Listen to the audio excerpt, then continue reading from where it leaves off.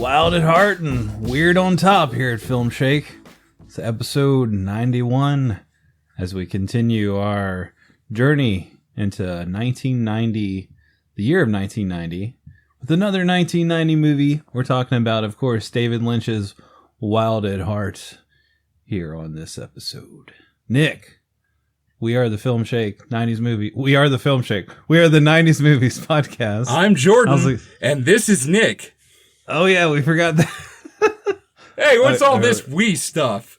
We are all right. Let me just say that. I like how this is going as it is. We're talking to David Lynch. You know, we're breaking form here. Breaking the fourth wall, the fifth wall, the sixth wall. Coming straight into your earlobe. Man, I just watched Blue Velvet. He loves his ears, so maybe he loved podcasts. I don't know. Maybe so. Rip David Lynch. Rip. Yeah. A true legend of cinema passed away earlier this year in January, of course. So I felt like I had to pick Wild at Heart finally, as we're doing 1990 movies. This is just one of the big ones for the show that I've wanted to cover for a long time. And coincidentally, this month I'm also showing some David Lynch movies at my workplace at the public library where I work. So I literally just watched Blue Velvet tonight with a small crowd of people. And now I'm coming right home and recording this, talking about Wild at Heart. So if I get the two movies somehow mixed up and intertwined, that's probably what's going on. I'll forgive you. Thankfully, I've seen Blue Velvet, so if you start going into the plot of that movie, I can stop you. Or, just roll with it. Why not? Or just roll with it. It's Lynch. It all blurs together at some point. Right. But yes, Nick, we do need to visit something that you were punished with. Would you like to speak about a little movie called Nuns on the Run? Cops, what are we going to do? And what is your name? Sister Inviolata of the Immaculate Conception. And yours? Sister Euphemia of the Five Wounds. 5 wounds, for short. They're nuns, undercover. How'd y'all look? Do nuns usually wear makeup? It's our day off. Nuns in luck. We run a teacher training college for 18 to 22-year-old girls. You have experience. Of 18-year-old girls, yes, plenty. Nuns in hot water. We all share bathrooms and showers, of course. We don't tolerate nudity in any shape or form. Especially our shape. Nuns out of bounds.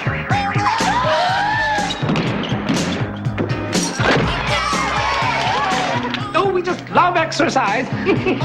And nuns off their rockers. Got any booze? But most of all, I want Brian and Charlie. Fate! they're nuns on the run. From now on, it's every nun for himself.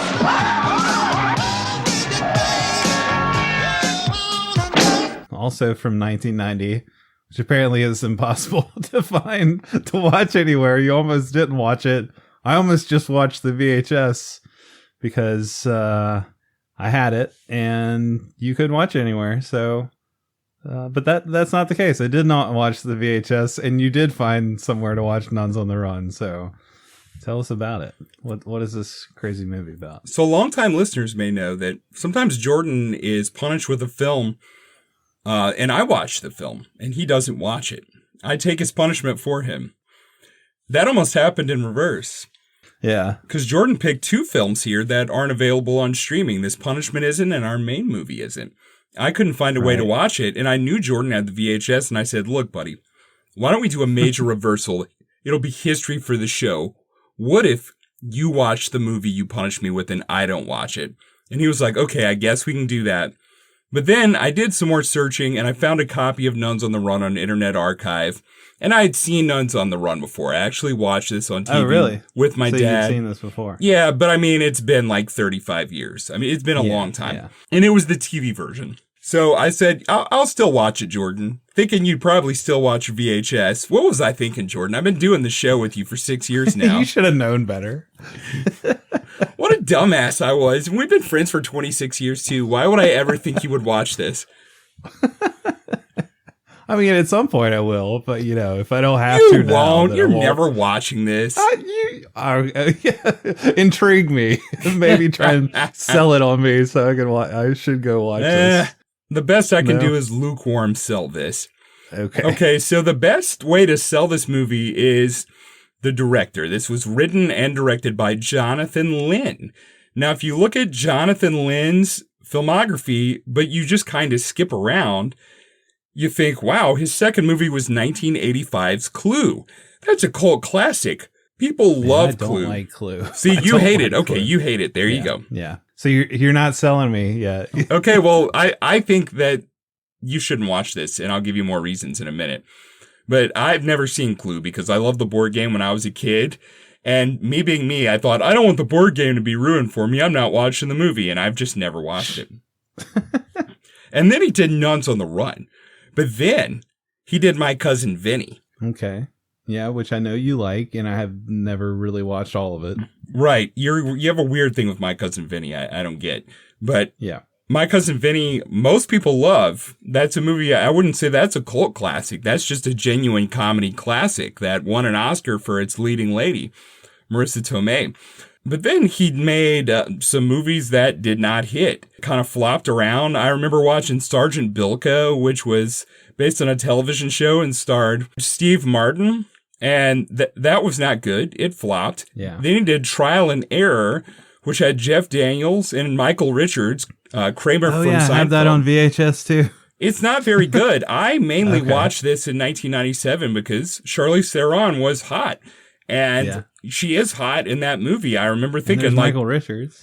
Michael Richards, hot. No, Michael Richards, I thought, well, he'll be funny in this. And he wasn't. It's not a very funny movie, and it's not an enjoyable film. I like Jeff Daniels, too. Yeah, I like him, too. Yeah. And as attractive as I thought Charlize Theron was when I was 16 watching that movie, it didn't make the movie more watchable. It's not a good movie.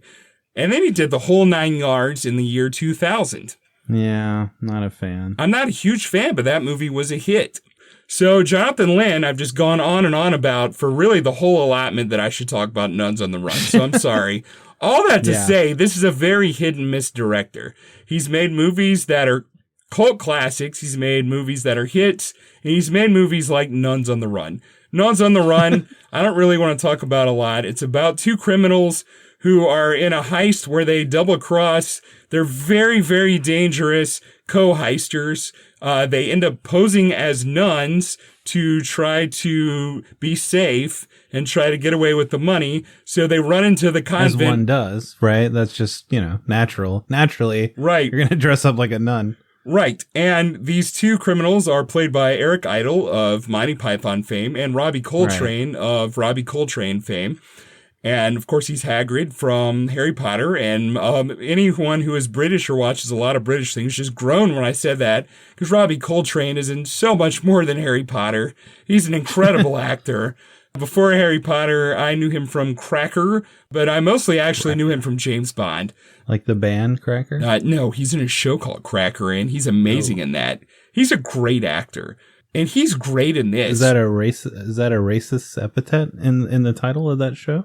Did he eat? He didn't eat a lot of crackers, I guess. You're poking fun at Robbie Coltrane's weight? Sir Robbie Coltrane? Sir Robert? Sir Robert. I don't think he ever got knighted. Not for Nuns on the Run. Not for Nuns on the Run. Maybe he did get knighted. I don't know. All that to say, Nuns on the Run, not great. There's some laughs, but it's not that funny. It definitely feels like an early 90s / late 80s light comedy that you would watch on TV and chuckle at a few times, but definitely not go to the theater to see, not go out of your way to watch. I watched it with my old man because it was on TV, and watching it with my old man obscured one thing. So we watched it on TV, and there's a major scene missing on TBS, which is that there's like a 3-minute long shower scene with a bunch of like 18 to 25-year-old women where Robbie Coltrane, one of the nuns, sees him dressed up as a nun and is like, hey, go teach the PE class. And he does. And then they finish the PE class and it's like, all right, time for you girls to hit the showers. Then he goes to the showers in his nun habit and watches all the girls take a shower, and they show all the girls take a shower. And up to this point, the movie kind of feels like a wholesome comedy. There's not like a lot of cussing or anything like that. Just like all of a sudden randomly you have a shower scene in the middle of Right, this. and then there's just like a ton of boobs and it's like, whoa, what? Selling? And it's like a PG movie. And then there's like a random F-bomb near the end of the movie. So that was kind of weird. Boobs and one F-bomb. All right. Yeah. So overall, watching it. Not really that great of a movie. It's also got Camille Coduri as Eric Idle's love interest. Her name is Faith. Eric Idle's his last name is Hope. Camille Coduri from Doctor Who plays Rose Tyler's mom in Doctor Who, but she's a love interest here who can't see very well, and there's a lot of gags about her not seeing well, and most of them aren't funny. And most of the gags in this movie aren't really funny. I would only watch this if you're a huge fan of Eric Idle, if you're like a Robbie Coltrane completionist, or if you're, I would say, a masochist. It's not that bad, but if you're like, I need to watch every 5 out of 10 movie ever made, then watch Nuns on the Run, because that's what I give it. What if I just put it on in the background on VHS and I just kind of keep my eye out for that shower scene? I mean, would that be a good time? If you really need to watch like VHS boobs, go for it, I guess. I really do, Nick. I really do. If that is key to your existence, then I guess you got to do it. That's the key to my life. It's got a lot of boobs and it's got a lot of nuns. You know what I did think was weird is that our upcoming movie that we're talking about has so many things, but I don't think there's a single nun in it, Jordan. Not a single damn nun in all of 1990's Wild at Heart.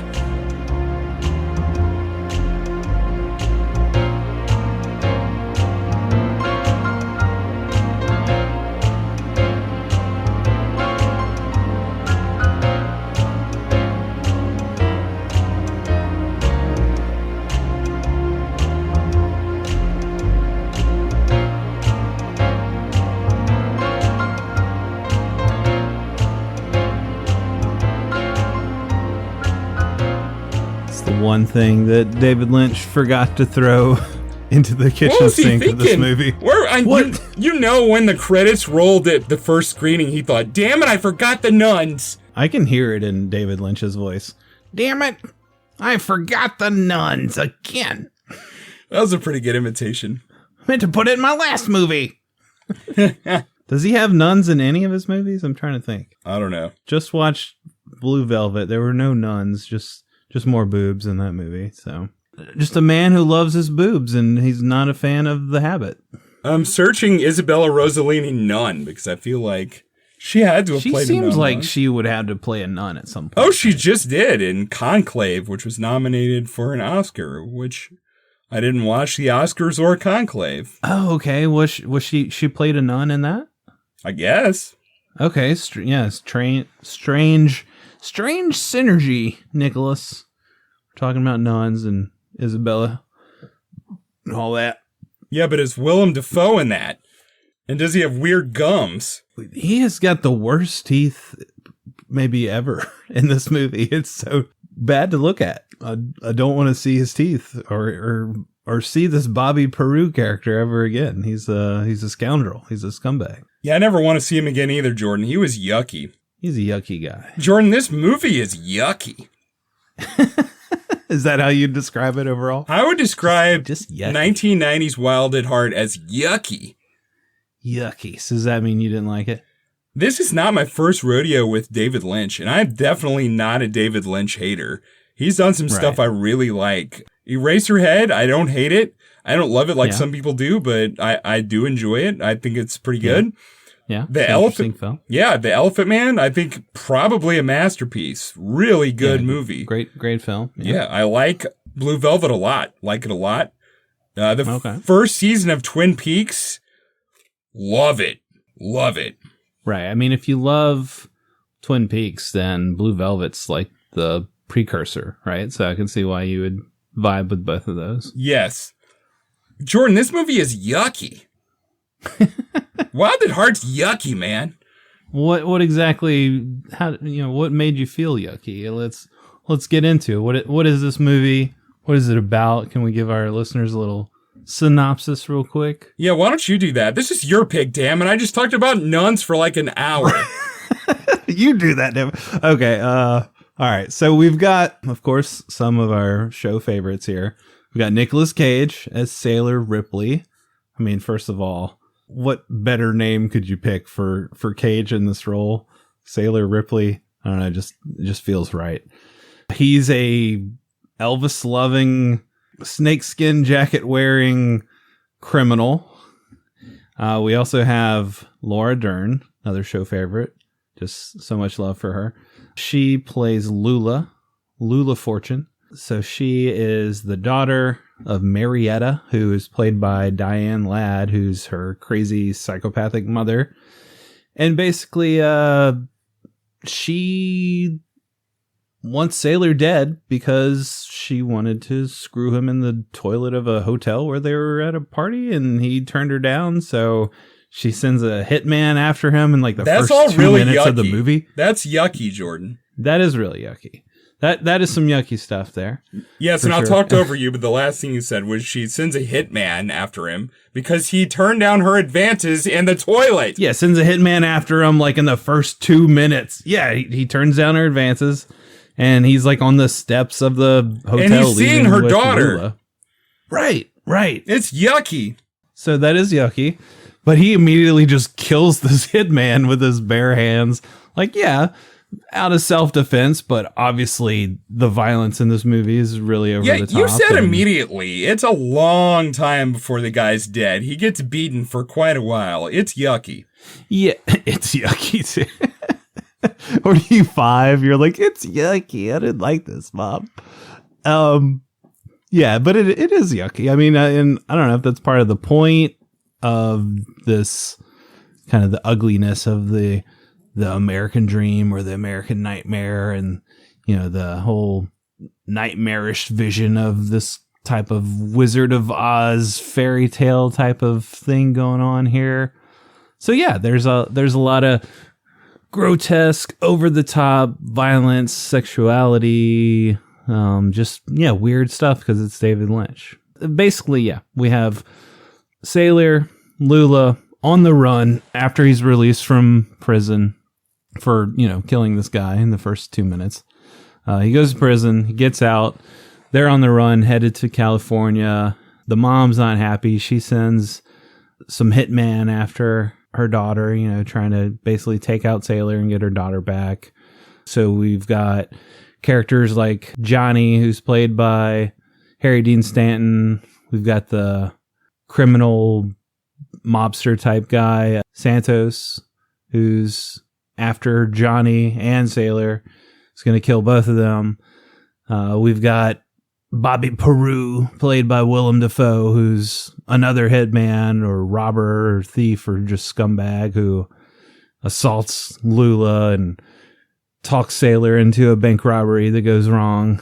So yeah, we've got all these characters. We've got this kind of sort of like a road movie with flashbacks intermitted with Lula's father being burned alive, and yeah, we flash back to see Marietta coming on to Sailor in the bathroom, and we flash back to Lula having been raped when she was younger by her uncle or business partner of her dad. So yeah, we just got possibly her cousin. Or possibly her cousin. Yeah. And Jordan, that's all very yucky.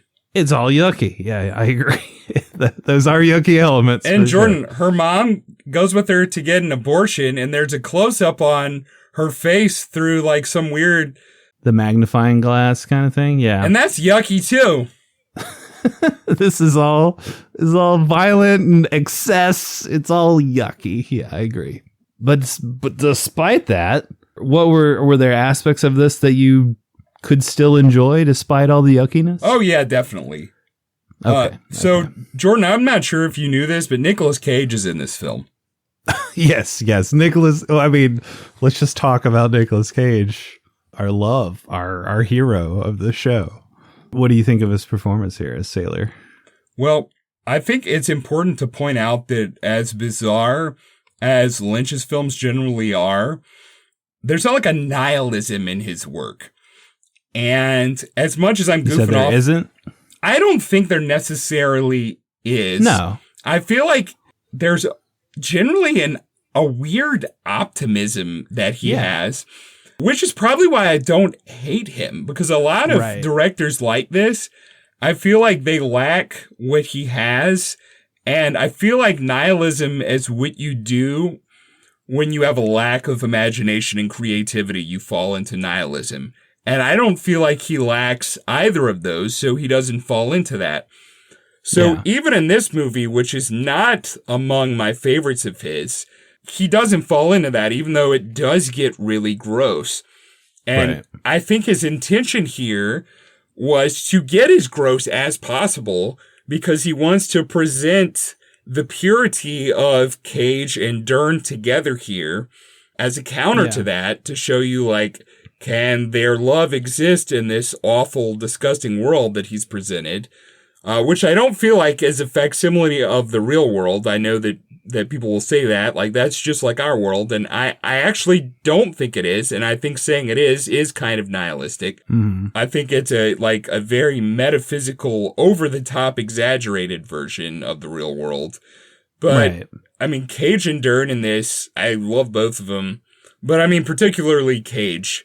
He's amazing. Yeah. As soon as he opens his mouth, it's great. I mean, but it's when he gets out of prison and he utters the famous line when she gives him his snakeskin jacket. Hey, my snakeskin jacket! Thanks, baby!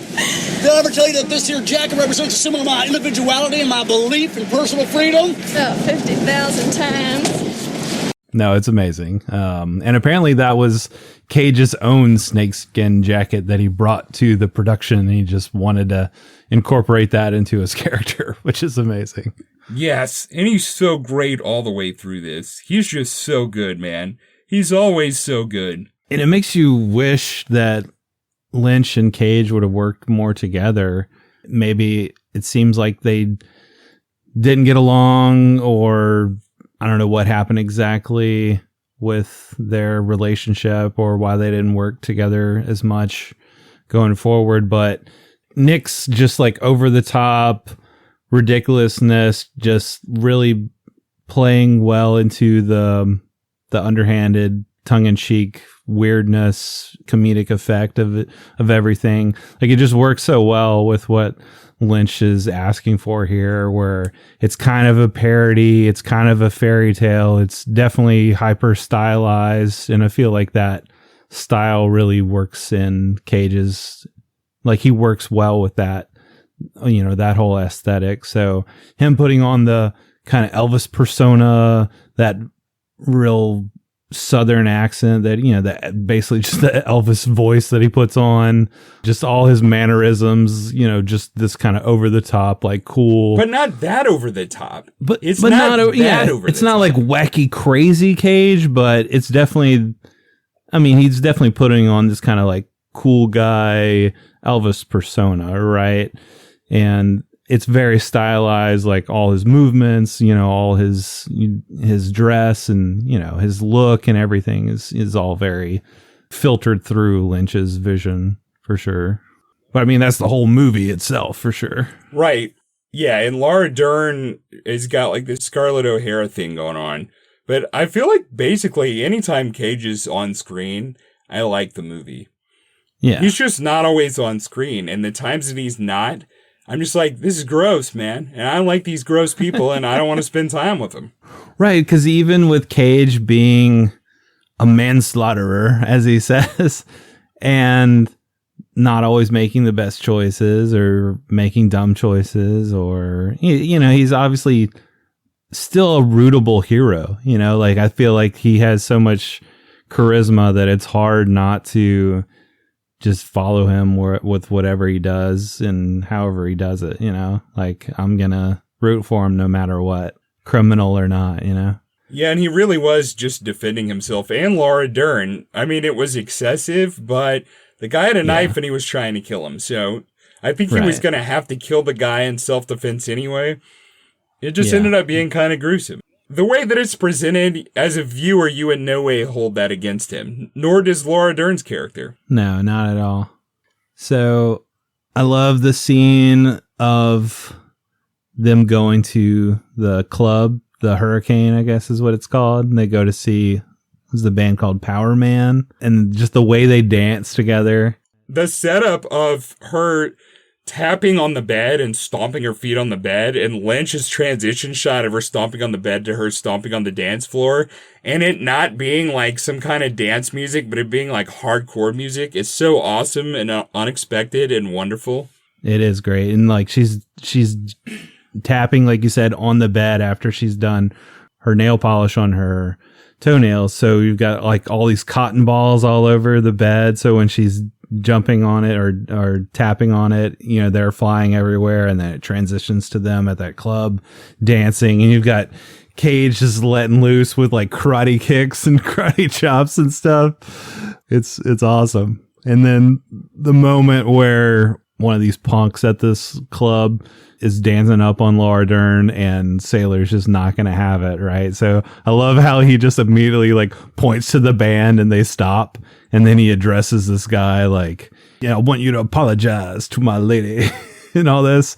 I don't know if it was intentional or not, but the acting by the guy that he's talking to there is just so stilted and awkward, but I don't know. I still love it at the same time, where he's just like, all right, you asshole, you look stupid in that jacket. It's just like really slow and stilted. Like, what is this guy? You think he'd be like more angry or animated, but he's just kind of, I don't know if he's just like stoned or what is he going for? Maybe Lynch just didn't care about the take that day. He was like, that's good enough.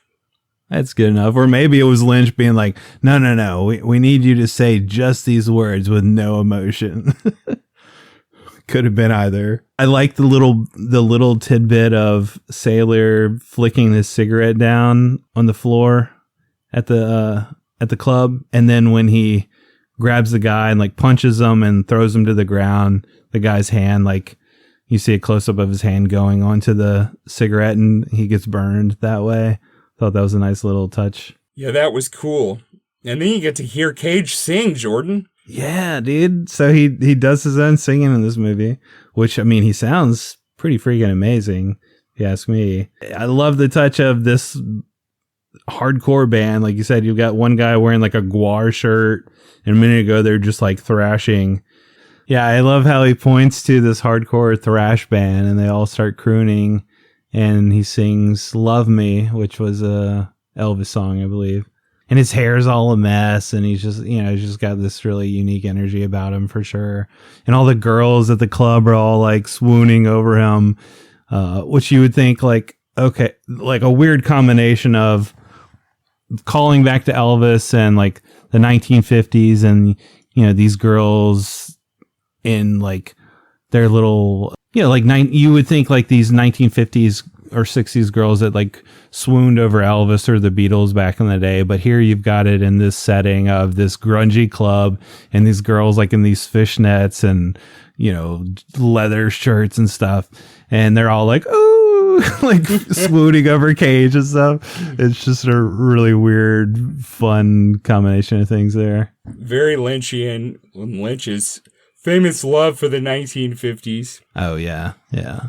The 1950s would not like this film, Jordan. They probably would not. And what you said earlier made me think of, you were talking about, you know, his lack of nihilism, and he does tend to have this kind of strange optimism, whereas you would think, yeah, the more arty, weird, dark director, yeah, would just devolve into, you know, I think of somebody like Aronofsky or somebody like that. You know, yeah, for sure he's like, in that club.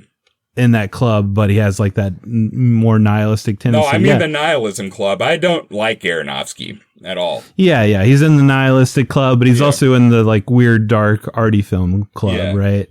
But yeah, I like that Lynch has this sense of like hope and perseverance, and, you know, love conquers all. Like just watching Blue Velvet, it's the same vibe there, where, okay, we have all this darkness underneath our normal Americana reality, and you peel that back and you see all the ugliness inside, but in the end, you know, there's hope. The robins will come, you know, life will return to normal and all that. And, you know, Wild at Heart is kind of the same thing. Like, yeah, there's these star-crossed lovers who are on the run and things are against them, and they kind of realize how jacked up reality really is, and their love is put to the test. But at the end of the day, the good witch is gonna appear to you and spurn you on to, you know, don't give up in your dreams and follow your heart and embrace love. Yeah. So it is a weird an interesting combination of all those things, because it almost feels like Lynch is saying we've got to like show the ugly side and the darkness to really appreciate that hope and that, you know, that sense of things being true, things being good in the end. But also, for some reason, we need a lot of sex scenes. Jordan, do you think that there were too many sex scenes in the first hour, or did you think there were just enough sex scenes?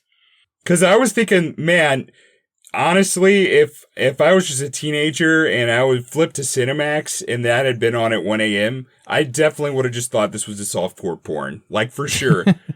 Well, yeah, it's interesting how the film progresses and goes forward, because like other, I think I read your take on the Sean Baker film Honora, which I haven't watched yet, but it sounds like it might have the same kind of trajectory of like lots of nudity, lots of sex in the beginning, and then it like goes into some deeper themes and, you know, gets darker and whatnot.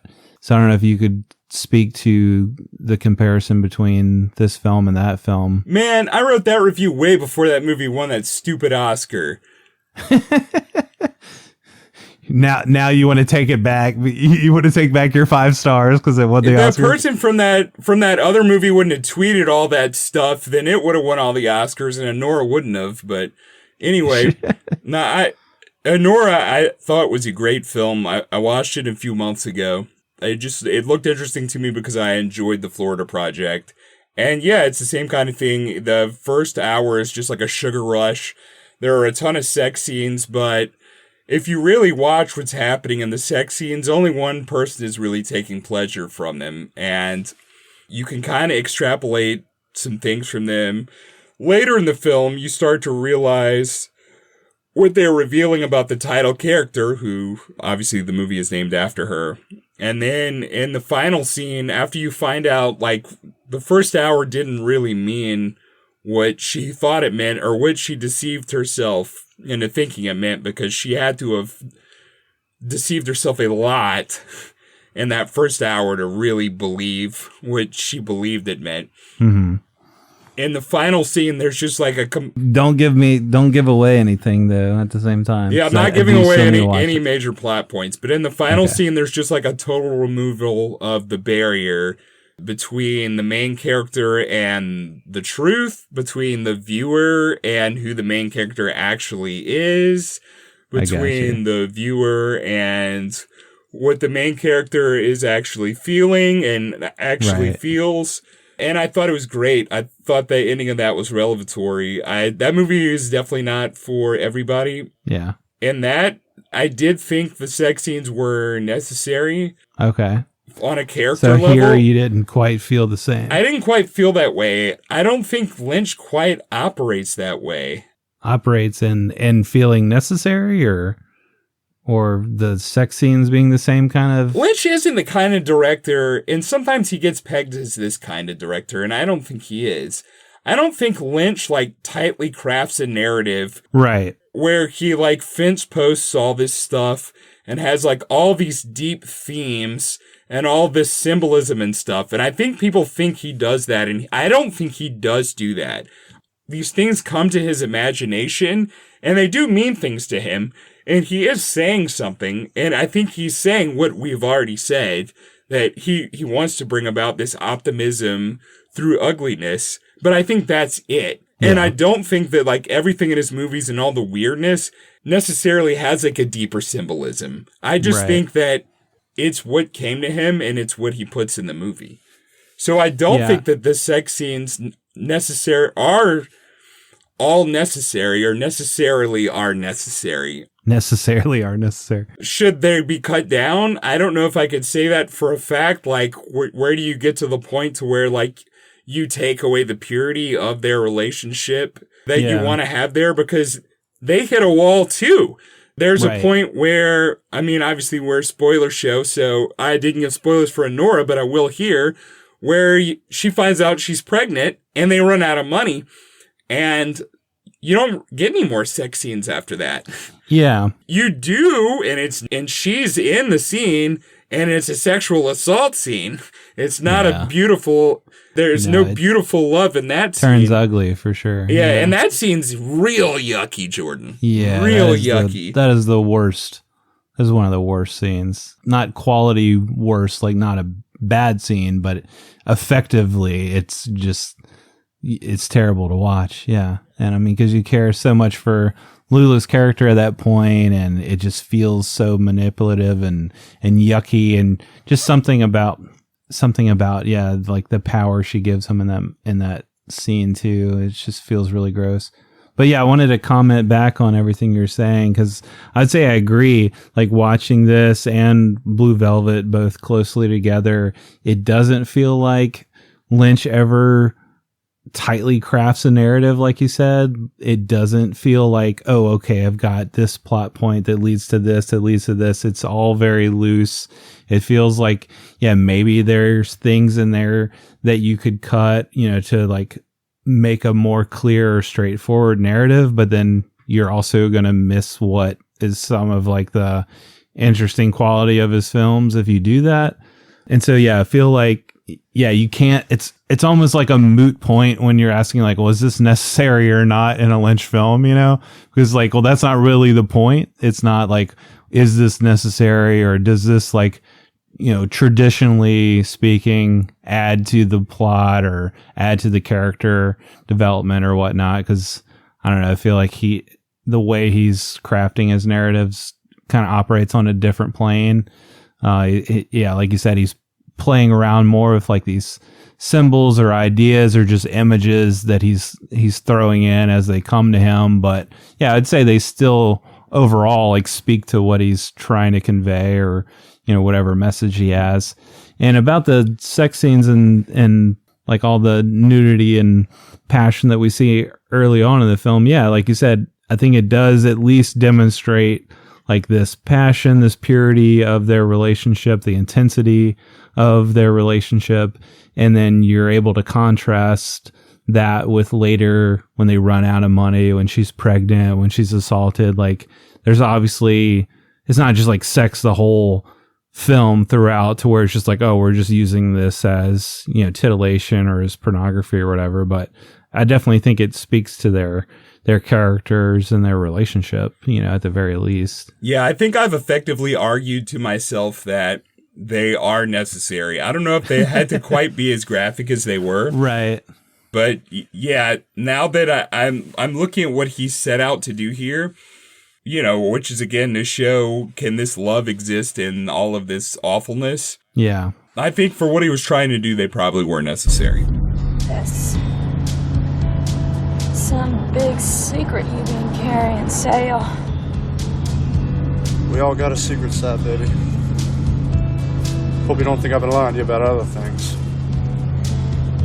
The one part that does like rub me the wrong way when I watch it is talking about like rooting for Sailor's character and rooting for like the purity of their love, is like the moment they're at the bar and he's like describing the sexual encounter that he had with some other woman, and then it like gets her all excited, and then they go back and have more sex because of that story he tells her. Like that feels yucky, like as you would say. Yeah, that was yucky. In a different way, where it feels like it kind of contradicts some of the purity of their passion and their like singular focus on each other and everything. Yeah, I think you hit on my issues. There are a few moments, and that's really chief among them, where it does feel like that purity gets compromised in some of the scenes. And that would really be my only complaint on any scene that Cage is in, is that. Yeah. Since the whole point here is like, can this pure love exist and survive? Like, I really want it to be pure.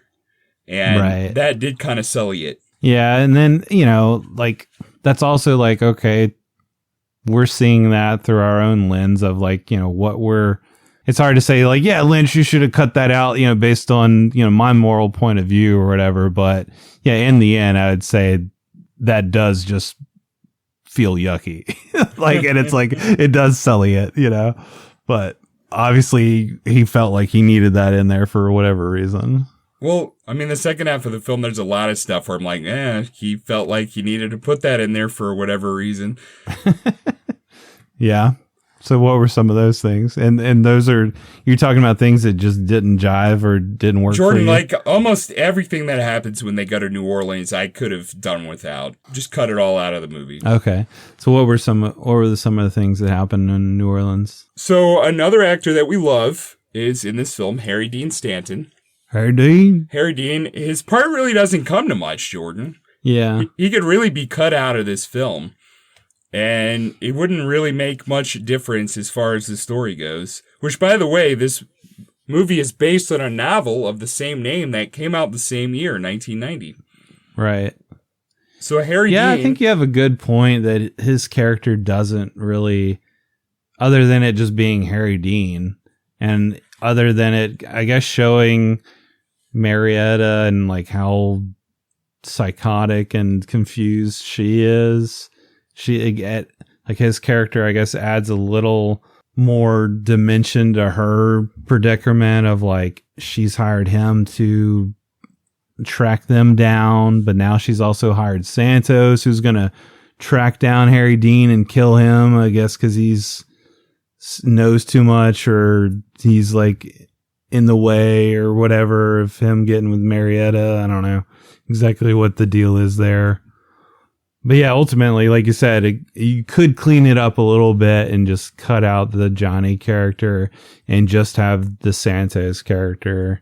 So we've got quite a few people tracking them down at this point. Yeah, quite a few. And the scene in New Orleans, there's a scene in the hotel where Santos, it seems like, kills him. And really, like, that should have been it. Like, that gets the point across. But he doesn't kill him. Harry Dean wakes up and he's around some really strange, yucky folk. And some yucky people. who are basically like want to have sex on him as they're torturing him to death. And it's a disgusting scene. And I think that Lynch, you know, what kind of cracks me up is like listening to him talk about this scene. It's like the scene was holding him hostage. I know when they did screenings for this movie, the way that it originally was, like, people were, like, leaving. Like, I'm not watching the rest of this. This is garbage. Like, this is just crap. What's wrong with you? Why would you make a movie and put this scene in it? This is disgusting. And he had to keep cutting this scene down. And even as it is, it's like, why is this in here? And when you hear him talk about it, I mean, he sounds like he's Seymour from Little Shop of Horrors, and this is, like, the plant. Where he, like, it's like, feed me. And he's like, no, they said I gotta cut you out of the movie. And it's like, feed me. And he's like, no, I don't need you in here. And then feed me. And so he leaves it in, like, as much as he can. And there's just stuff like that in the movie, but this in particular, where it's just pointless. Like, the Harry Dean character is pointless. And a side scene where he gets tortured after it already seemed like he was dead by people who basically want to have sex on his corpse. It's just gross, man. I know that Lynch is trying to make this world as unappealing as possible. There's so much else in this movie that already makes it feel that way. It's just so unnecessary. Yeah. I mean, I do like this scene, like you said, how that feels unnecessary. We already feel like he's been killed in his hotel room. And I like that scene a lot of it, like, her going into her hotel room, he's walking back to his, and you get like the camera kind of pushes in on the hallway. It becomes a little bit more ominous there. And then he's, you know, we have the shot outside of his hotel door. He goes in, there's masked figures like in the dark that take him out, and then the door closes and we're just left out in the hallway looking at the door. Like, that's a really effective moment. Like you said, we already feel like, oh, this darkness has descended, you know, he's been taken out. Now Santos is kind of in charge of things, and he's got Marietta all to himself. And yeah, I think that whole scene could have just been cut. And it sounds like Lynch was just like fighting with himself to cut it, or, you know, or just leave it out. But oh well, we digress. I'd say that's chief among them. I mean, there are a lot of things in here where I'm just like, what? That's nasty. I mean, we mentioned one. So they go on the road and they drive out to the west, and there's a scene where this is one of my favorite songs of all time, actually. Wicked Game by Chris Isaac is playing, but it's just an instrumental. It's kind of weird. You don't actually get to the sung parts. It's like a stretched out instrumental where they're driving on the road, And this is where their love starts to hit hiccups. And then they see an accident on the side of the road. And I actually really like this scene. And this definitely has like that dreamlike Lynch quality for sure. And then you see Sherilyn Fenn. And generally when you see Sherilyn Fenn, you think, am I watching a David Lynch movie or show? And you are. You're watching Wild at Heart. She was in a car accident with someone. She is in the process of dying, and she just keeps asking for her lipstick. I thought it was a really well done scene. Laura Dern freaks out, and she almost feels like this moment curses their relationship, and everything does go downhill from this moment in a way. Did you like this accident scene? Yeah, it's kind of torn there. It does feel like I would point to that as one of those moments of his looseness on narrative, and this happens and it feels a bit random for the plot, you know, like how much of this is really tied into what's going on with all these characters already. But I do think it ties into a lot of the thematics that we're already talking about, like the darkness of the American reality and, you know, this Western world that they're traveling into. And yeah, them feeling cursed by this going forward. It's almost like, this symbol of things, you know, taking a wrong turn. So it's like, I kind of like it, but it feels a little like long and gangly at the same time and just like unconnected. So I don't know. I'm still a little torn. It's not one of my favorites in the movie for sure. I guess I didn't mind it because it was only a little yucky. It was only a little. It wasn't as yucky as some of the other stuff for sure. Yeah, because they go into this town after this. Big tuna with the fuck you sign on their fish. Right, which already you're like, man, that's yucky. And that's yucky. They go to this hotel. Hey, Jordan, if David Lynch hasn't gotten yucky yet, this is where it's just gross. It just gets nasty. Because they're filming a porn here in the hotel. And the porn is being made by this really creepy cowboy-looking dude and a lot of really overweight women who, of course, all come outside nude. So you get to see that. In the hallway or dancing in the hallway. Courtyard or whatever. Yeah, so you get this grotesque scene, which is yucky. I keep watching this thinking, man, I'm showing this at the library in 2 weeks. You are? Yes. Jeez, dude. I just watched Blue Velvet, which was bad enough, and then we're going to watch Wild at Heart. That should be interesting. Yeah. Right. And then you get Willem Dafoe. This has got to be the most disgusting character he's ever played, Bobby Peru. He's like the porn producer / criminal guy with an attitude problem. He walks out. He's got this disgusting wormy mustache and the most disgusting fake teeth in a movie ever with like these diseased gums and these nubby diseased teeth that he loves to smile with and Lynch loves to show close-ups of. Yeah. He just says all this really disgusting stuff. He says this line about needing to go fishing at the seafood store or something, which was really gross. He's just so disgusting, and pretty much everything that has to do with him in this movie was too much for me. Except when, ironically, the moment where this movie gained its X rating and Lynch had to clean it up by adding smoke. When he gets his head blown off, I yelled yes because I hated him so much. I mean, it's pretty great. It is pretty great when he gets his head blown off. And he just flies in the air. He's got the stocking on his head. It just flies in the air, yeah. I mean, I will say, I think Lynch does a really effective job of making you hate this Bobby Peru character. Like, intentionally making him disgusting. Just super slimy. The whole moment of him accosting Lula in the hotel room is just the worst thing imaginable. He slides into the room, like she barely cracks open the door and he just slides in and he asks if he can use the head. I'm not going to piss on your head and your hair. I'm just going to use the toilet. It's just the worst. Which Willem Dafoe really pees in. Yeah. I mean, he's peeing in the toilet, but then, just the way he like grabs her and like forces her to say fuck me, and then like I guess by the end of it she's like kind of into it, or like Well, his hands are touching her. Right. His hands are touching her. I mean, she has been shown to be like a very, I don't know if nymphomaniac would be the right word, but, you know, like very sexually engaged, you know, all the sex between her and Cage.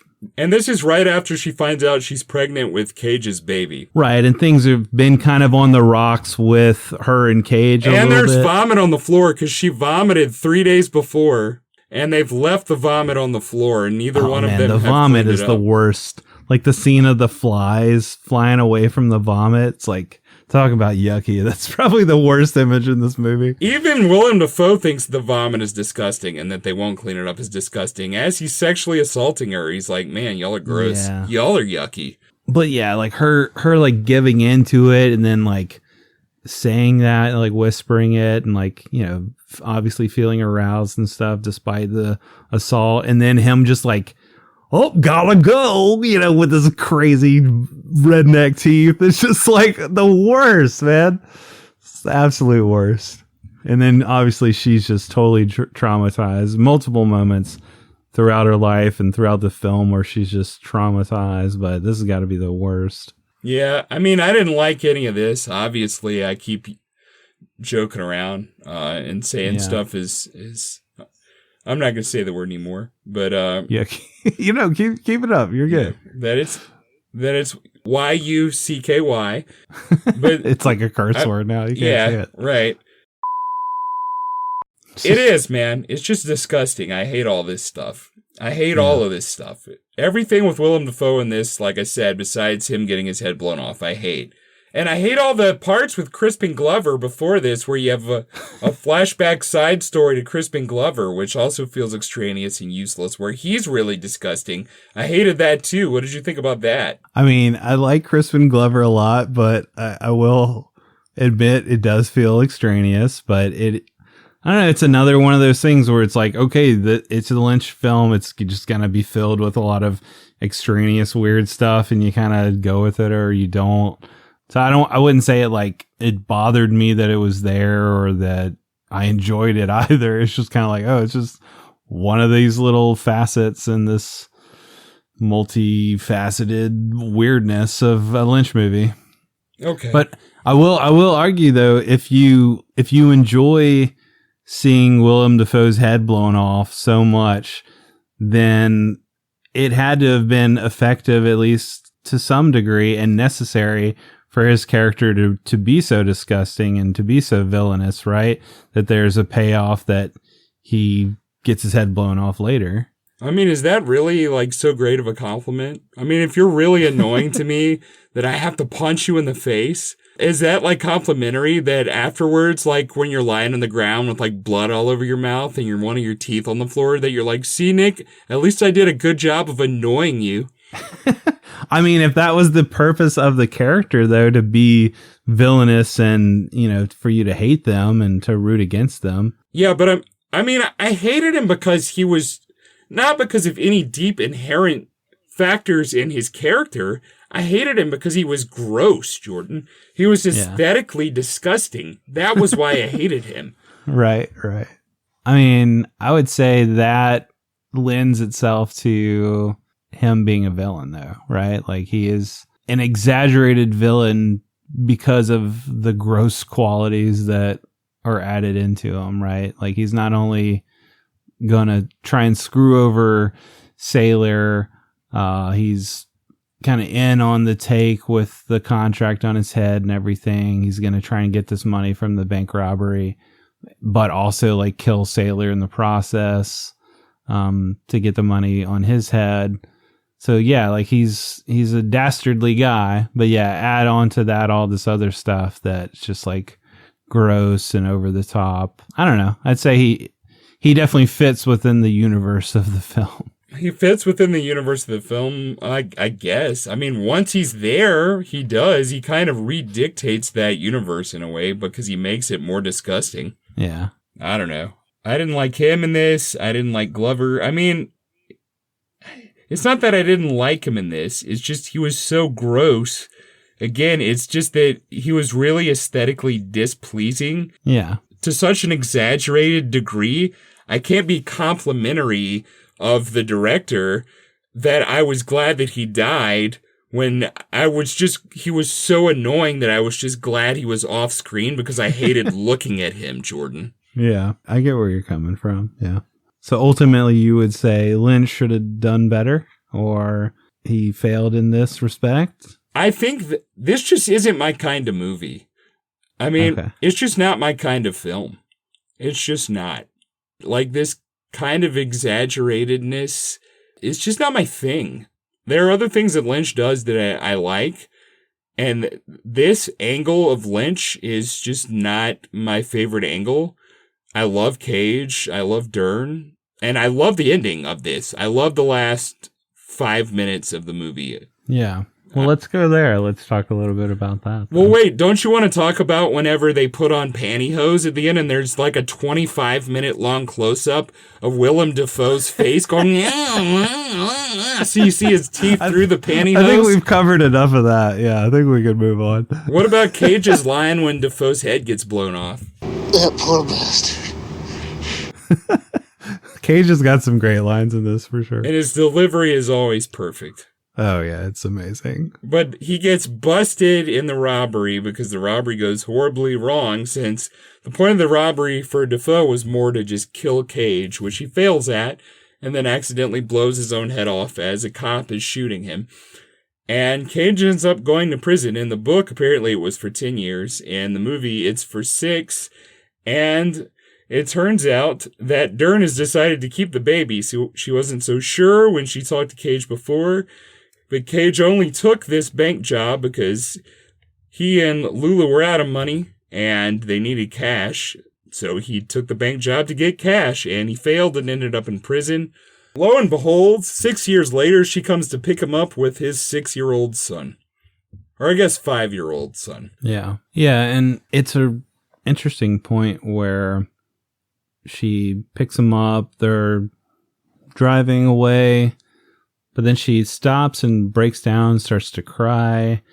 And I guess this frightens him, or feels like maybe he's just messing up her life now, coming back into it. I mean, he's talked throughout the film about basically having this checkered past. He didn't have any parental guidance, which is kind of a funny way that he says that about like his upbringing and his parents dying young and just kind of leaving him with no parental guidance. I just like the way he says it, like, I had no parental guidance. Yeah. His delivery's so good. Yeah, it's so funny. He basically kind of chickens out and is like, I'll just leave you to it. You know, I might just make things worse off, because this whole time her mom's been against it. Her mom's tried to kill him. And now maybe he's thinking it's just going to be the same old. And, you know, she's better off without me, kind of thing. So he leaves her and the son, and just walks off. And then he's attacked by this gang out on the street, which I thought, at first I was thinking, is this like Marietta's henchmen that she sent after him? And like, how's he going to get out of this? But I guess it's just like a random gang that fights him, punches him in the nose, and then he ends up with like this big, goofy looking prosthetic nose. What did you think about that? The nose is so goofy looking. We haven't really talked about Marietta or the Wizard of Oz thing a lot either. Marietta, the mom character here, is played by Diane Ladd, who is Laura Dern's real mom in real life. And she's also a figure of the Wicked Witch of the West here, which you've got all this Wizard of Oz imagery and symbolism that isn't in the book that David Lynch added in here just because he felt like it. And right, he loves the Wizard of Oz for sure. The Ladd character, Marietta, is so over the top here. She spends most of the movie just flailing around and screaming. And she's rubbing lipstick all over her face. And rubbing lipstick on her face. Though I do like here that whenever Dern throws the ice cubes on the picture of her and the ice cubes melt, which is, I guess it's like the witch melting at the end. That was cool. And that was like some metaphorical imagery there by Lynch. Yeah. I enjoyed. But I love how Nicolas Cage gets knocked out and he sees Laura Palmer from Twin Peaks. Is it the same actress? Yes, it's Cheryl Lee who played Laura Palmer. Right. in Twin Peaks, and she tells Nicolas Cage everything he needs to hear. You know, he's worthy of love, and he and Lula's love is worth it, and he needs to get back out there. And I love how he pops back up, and he thanks the gang members for beating him up. And they're like, wait, what? And then I love how he just turns around and runs away. It's amazing. And then this is all movie magic. Like, this is great. Like, this is like Lynch at his best. Yeah, definitely. Which I think the stuff I don't like in this is Lynch at his worst. I think he's at his worst and his best in this movie. And then he runs full speed. There's a traffic jam. He starts jumping on car roofs and gets to Laura Dern's convertible. Yeah, this traffic jam is movie magic too, man. And it feels like something out of Godard. Like Godard has the Weekend movie where it's just like a mile long traffic jam of just cars straight. This feels like a Lynchian surrealist, take on that, where it's just long ass just traffic jam, weird cars thrown in there. It just feels very everything like very, well placed by Lynch. And yeah, Cage at his best, just hopping across the roofs of all these cars and finally meeting up with Laura Dern. And earlier in the movie when he sang, I believe she asked him, why didn't you sing Love Me Tender to him? And he says, I'll only sing that to my wife.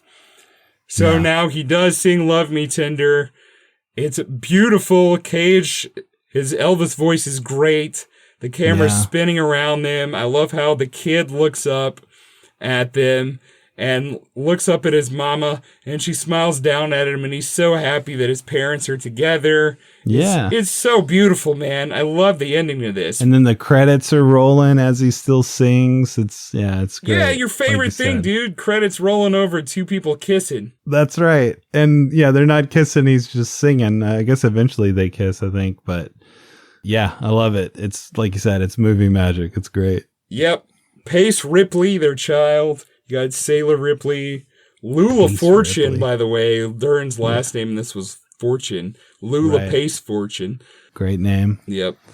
Good stuff. And that's it. That's this movie, which I think is the best of Lynch and the worst of Lynch as far as I feel about Lynch. I don't hate it. I don't love it. It's a 6 out of 10 for me.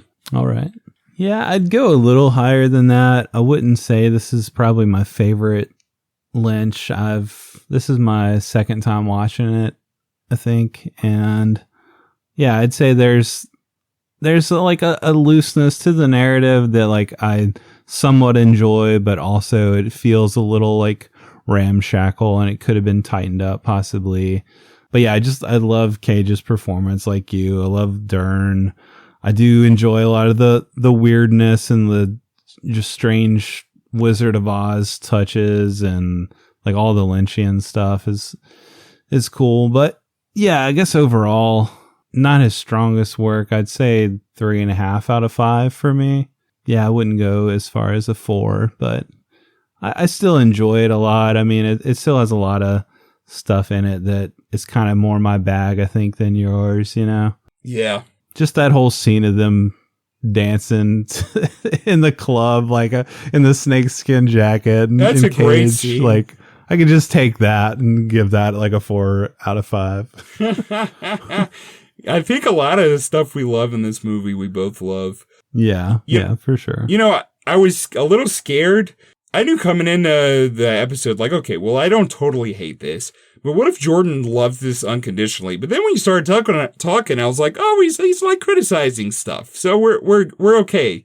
We're okay. Yeah, I feel like we like both of the things that you had issues with. I could definitely see are valid and have like similar thoughts on, and yeah, all the stuff that we love, is pretty similar too. So yeah, I feel like for the most part we're kind of, in sync with this, with our feelings on this film. I mean, I still do really enjoy this. It's something I feel like, despite the grotesqueness of a lot of it, like I can see myself still coming back to watch this like years from now, like it's probably been a few years since I've watched it for the first time. And obviously made a mark and wanted to pick it again for this. So yeah, I could see myself coming back to this, coming back to Blue Velvet. Like, I feel like Lynch has a lot to offer on Revisit, especially, and just like further diving into his filmography. And I don't know, we didn't really get into his tendency for the Wizard of Oz homages. Like, what did you make of that here? And like, how does that really connect to the Lovers on the Run story? And like, what is he doing with all that here? Like I said before, I just feel like this was like a stream of consciousness thing where he was like, yeah, the Wizard of Oz, I want to put that in here. Like, right. I really could see the Wizard of Oz in this movie. Let's do it. Let's do it. And sometimes it's fun. I love when they're driving in the car at night with the Chris Isaac on, obviously. That really hits an aesthetic thing that I enjoy. But then I love when Dern looks over and her mom is just flying on the broom going, ah! Right. Right. That's really funny. But, you know, they're trying to follow the yellow brick road of their romance. Yeah. And they come upon all these problems all the way, but it's really not a perfect fit for the Wizard of Oz. It's really not. It just feels like that's something that he likes a lot and he wanted it in the movie. So it's in the movie and that's it. Yeah. I mean, I agree. I think it doesn't perfectly fit, but I feel like there's themes that it connects with what he's trying to do as far as taking this kind of fairy tale imagery and wrapping it into this darkness and like showing the underbelly of American society and whatnot is, you know, kind of his bag. And at least this and Blue Velvet and other things. But yeah, using that as like a way to kind of point us toward this idea of this fairy tale romance and can it survive the weirdness and darkness of this world. And yeah, ultimately like the good witch coming in the end and encouraging you to believe in yourself and your dreams. I don't know. I feel like he, for the most part, effectively uses that imagery. There's also the red shoes when after Lula's attacked by Robbie, we see her clicking her shoes together and like, I guess, wishing for home or, you know, wishing for Sailor or longing for this to never have happened. But of course, that doesn't work in this reality. So I don't know. That felt a little goofy. As did the part it's where a little goofy. Yeah.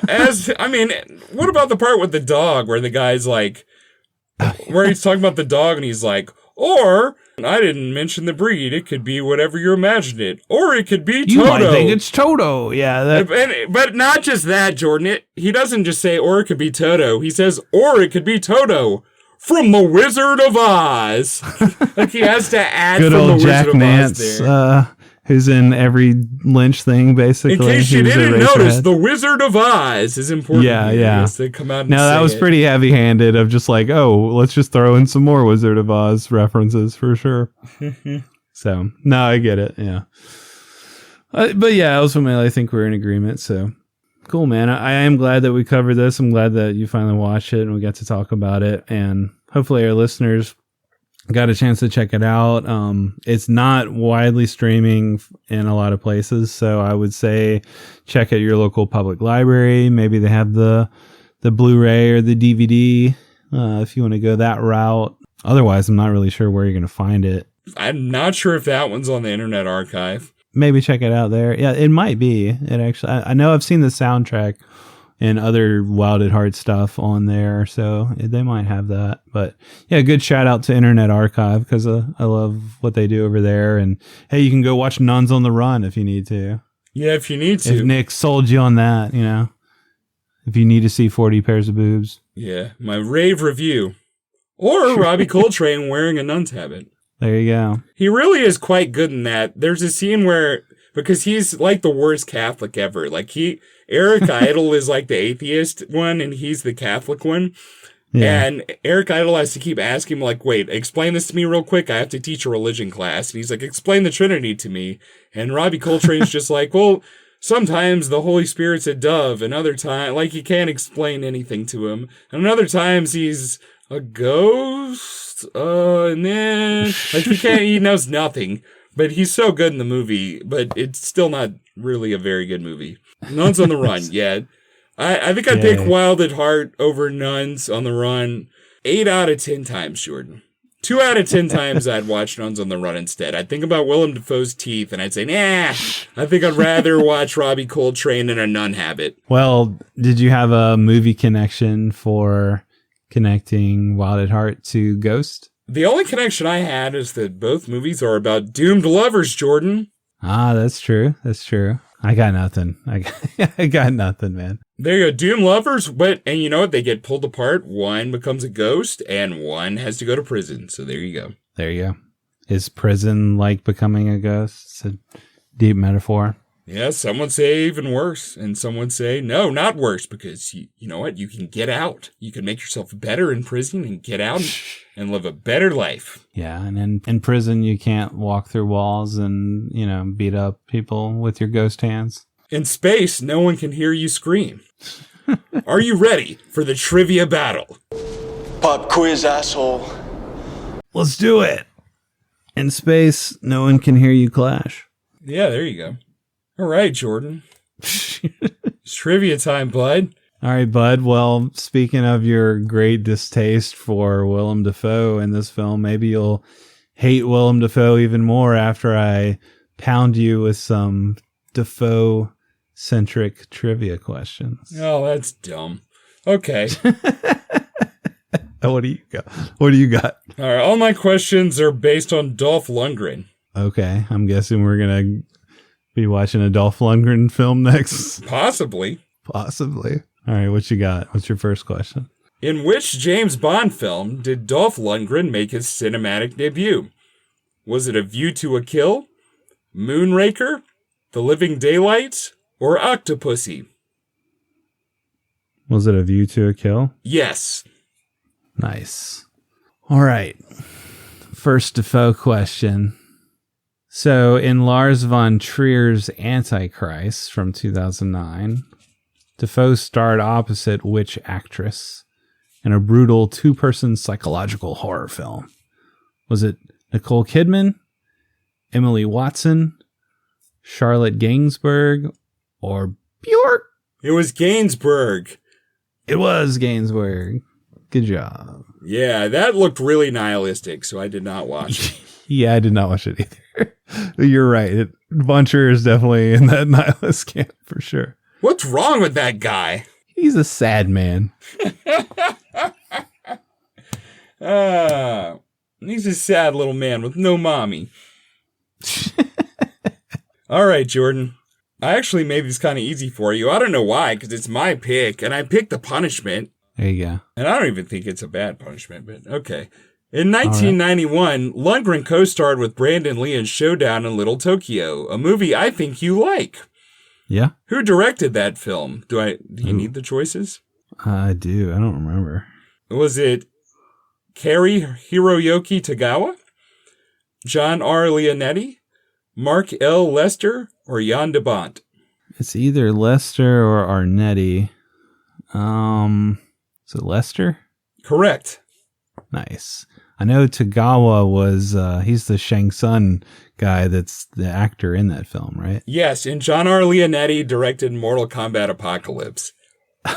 Okay, nice.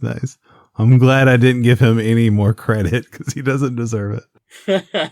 All right, so next Dafoe question.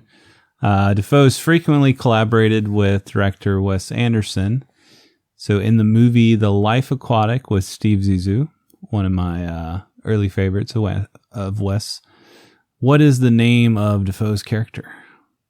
Was it Klaus, Alistair, Ned, or Esteban? Wasn't it Klaus? It was Klaus. Yes, you got it. He's the loyal German first mate with a sensitive side and jealousy issues.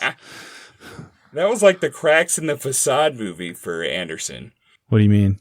Up until that point, he was kind of like a critical darling who could do no wrong. And when that movie came out, people were like, wait, I'm not sure. I liked it. I know, it wasn't as critically acclaimed, but I liked that movie a lot. And most of his most recent stuff, I've just not been a fan. I've just grown tired of his shtick. So yeah, hopefully he does something new and different at some point, because I feel like he's just in a rut. He might just be past his prime. Like, that just might be it. Yeah, for sure.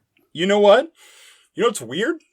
When I went back and covered 99 movies, I felt like a lot of like the new generation of filmmakers whose work I got really hyped on, I didn't like quite as much as like the older guard that year.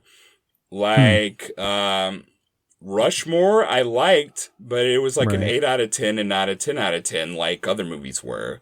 Or like the Virgin Suicides, same thing. It was like an 8 out of 10 and not a 10 out of 10, and I was really surprised. And Magnolia, the whole time I was watching it, I kept thinking like, is this one of the best movies ever, or is this terrible? And when it was over, I couldn't decide, and I'm still not sure if that's like one of the best movies ever made or terrible. And now I'm scared. I like it a lot. I'm scared to go back and watch like even movies like There Will Be Blood, because I'm thinking like, there's a point where I said Paul Thomas Anderson's like my favorite filmmaker. But what if now I find all those movies like they're not what I want anymore? Like, I don't know. I'm a little scared to go back now and watch like Coppola and Anderson and the multiple Andersons, like to go back and watch their movies and see if I still like them. I don't know. I had the same experience, as you know, with like growing up really loving Amelie and Junot and like his whole style, and then revisiting it years later and be like, no, I hate this. This is not my thing anymore. So I totally understand that. I'm curious, though, what were some of the older guard directors from 99 that you vibed with or had 10 out of 10s with their work versus the newer guard people? Well, for instance, Fight Club. I was like, well, I like this or not like this. And I liked it. And it's Fincher, but you can't say Fincher is new at that point. Yeah, he did Alien 3. Yeah, he did Alien 3. He had already done 7. He was established. Or we did Green Mile. Darabont did Shawshank. Yeah, 5 years before that. Or the Wachowskis weren't that young when they did The Matrix, and they had already done Bound. Or, I mean, there are like multiple examples there of movies I gave a 10 out of 10 to, where it wasn't like this group of directors that you would call like, that you would group into like that new Hollywood group. Right. Well, what you got? We digress. What's your next question? Here's a true or false question to get us out of the digression. Jordan, true or false? Dolph Lundgren is in Universal Soldier 2. True. False. He is in Universal Soldiers 1 and 6. 1 and 6, man. Okay.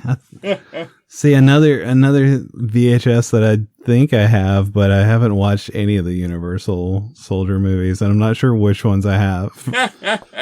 Amazing. Because they're all, I don't know if they're labeled 2 or 3 or just have weird subtitles.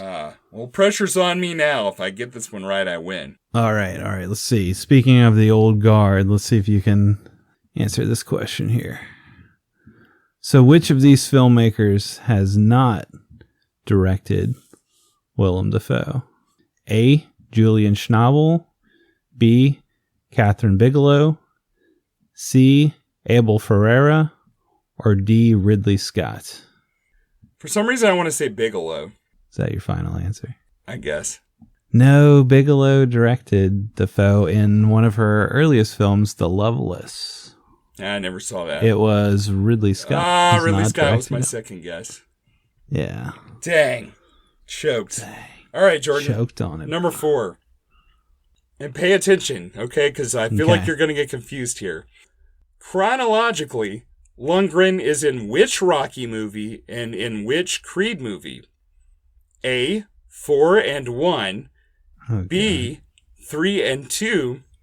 C. 4 and 2. D. 4 and 3. Or E. 3 and 3. Is it 4 and 2? Correct. Nice. Doing better at trivia today than I would have expected myself. Okay, I guess I got to shell out another question here. All right, Willem Dafoe earned an Oscar nomination for playing Vincent Van Gogh, or Van Gogh, in At Eternity's Gates in 2018. Who directed that film? Was it A. Julian Schnabel, B. Paul Schrader, C. Terrence Malick, or D. Jim Jarmusch? I have no idea. Take a guess. I mentioned him earlier. Schnabel? There you go. You got it. All right. Well, here's my last question. In which 1990 film, our next punishment film, in fact, does Dolph Lundgren play a rule-breaking vice cop who becomes involved in the investigation of mysterious drug-related murders on the streets of Houston, Texas, a case that soon involves aliens? I know the answer already. What is it? It's I Come in Peace. That's correct. And that is our punishment movie for the next episode. Oh, that's the punishment. Nice. Or it's AKA what? Dark Angel, I think is another title. I don't know. We'll find out next time. Okay, so I have to ask you one more. If you get this, we tie. Or if you don't get it, I win. Yes. Right? Okay. All right, so Willem Dafoe starred in The Last Temptation of Christ, directed by Scorsese. What other actor from this film did Dafoe later reunite with in Platoon? Was it Keitel, Berenger, Barbara Hershey, or Harry Dean Stanton? Is it Berenger? It was Berenger. All right. Nice job. Nice. It's a tie. It's a tie. We'll both watch I Come in Peace. Good, because I think it's going to be pretty fun. Oh, I've seen it before. It is fun. Oh, okay. Oh, that's not fun. Well, I'm going to watch it. I have it on VHS. Nice. It feels like that's the best way to watch it. Yeah, I haven't watched it on VHS, though. So I think I probably watched it on the Plex or somewhere. I don't know. I think actually it might have been a recommendation from Jason at Force 5 podcast. I might have heard about it on his show. Sweet. And watched it. Well, Jordan, our main movie in our next episode has a similar plot, but a much bigger budget. Would you care to guess what that movie is? It's about vice cops and aliens? It's about a cop hunting down an alien in sweaty Los Angeles and the terrifying future of 1997, Jordan. Predator 2? Yes, that movie is Predator 2. Nice. Good pick. Good double. I like it. I'm digging it. I Come in Peace and Predator 2. You know what? I'm even going to play the Sega Genesis game along with it, Jordan. You didn't take the chance to pick Predator, the first film, even though it's an 80s film? What do you think I am, some kind of dumbass? to make that a punishment? Yeah, our punishment's going to be 1987's Predator, guys. What a punishment. One of the best action movies ever made. That'll be the punishment.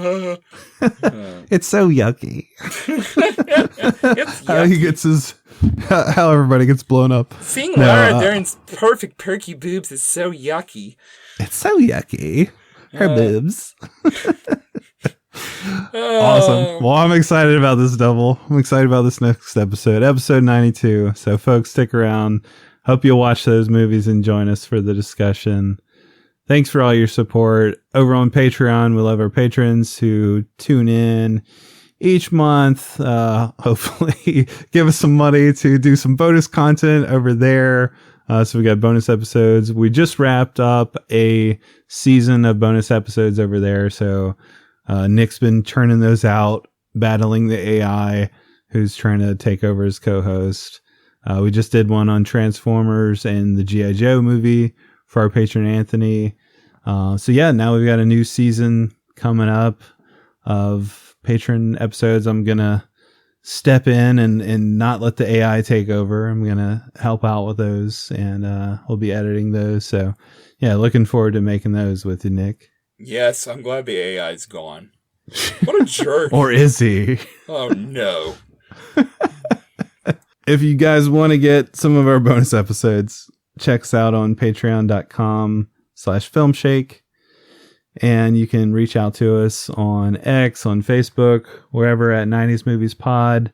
You can email us at filmshakepodcast@gmail.com. Yeah, love hearing from you guys. Thank you guys for emailing in your support of Nick as he's gone through this stroke and he's in recovery. Glad to hear you're doing better, buddy, and getting out of the house a little bit and been able to eat again. So that's all good news. I can eat pudding and mashed potatoes. Woo! You never knew those things were so awesome until you couldn't have them, right? That's the truth. Sweet. Well, thank you guys. Love you guys.